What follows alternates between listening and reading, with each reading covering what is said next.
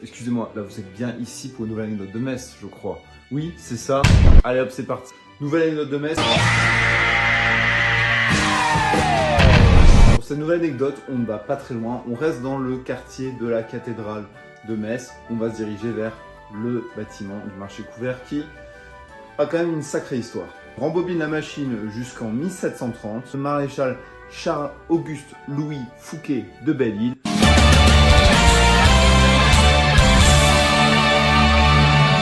décide du coup de faire une place d'enfer devant la cathédrale, faire un truc qui pèse, vraiment que Metz s'impose comme une bordel de ville hyper classe par rapport aux autres. Et pas besoin de la ramener qu'à Plastan et lancer un bordel.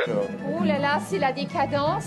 De ces travaux en ressortiront l'hôtel de ville, l'hôtel du Parlement, le corps de garde et l'actuel marché couvert. À la base, en 1785, lorsque la construction a commencé, c'était censé être le palais épiscopal. En fait, c'était là où créchait l'évêque de Metz, typiquement. Sauf que si vous avez bien révisé vos livres d'histoire, qu'est-ce qui se passe en 1789 ?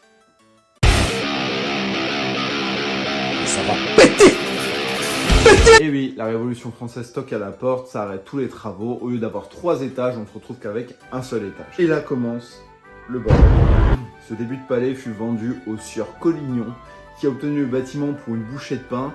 Le mec devait faire des vidéos TikTok sur l'investissement immobilier parce que le mec a très peu racheté.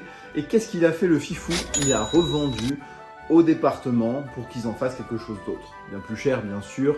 Il a 2 doigts d'investir dans le Bitcoin juste après. En possession du département, il fut saisi par l'État pour devenir ensuite un palais de justice. Sauf que le projet n'a bien sûr pas abouti, encore une fois. Oh!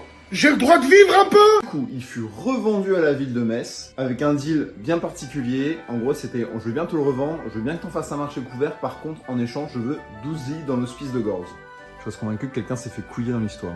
En 1831 a lieu l'inauguration du marché couvert. Comme vous pouvez le voir aux images, il y avait un très grand garde-corps devant qui a été depuis enlevé. Le marché couvert fête donc ses 193 ans en 2024. Toi, t'es là, t'achètes tes légumes à essayer de faire le savant de qu'est-ce qui est bio, qu'est-ce qui est pas bio, qu'est-ce qui est local, qu'est-ce qui est pas local. Et en attendant, t'es sur quelque chose d'historique, mon pote, avec plein d'histoires. Alors du coup, Thomas, quelle est la leçon à tirer? Eh ben, c'est très simple. Si tu t'es déjà senti coupable d'avoir changé 5 fois d'orientation durant tes études ou d'avoir changé 12 fois de type d'emploi, t'inquiète pas, les gens qui ont géré le marché couvert ont déjà fait bien pire que toi. À la prochaine.